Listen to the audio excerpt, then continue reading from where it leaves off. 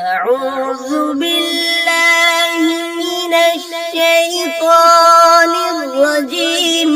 بسم الله الرحمن الرحيم. قل يا أيها الكافرون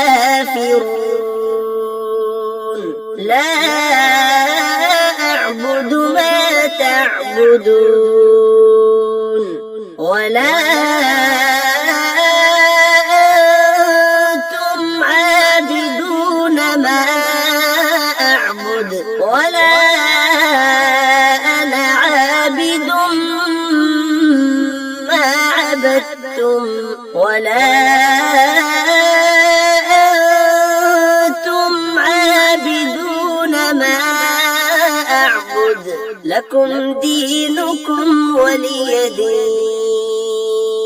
صدق الله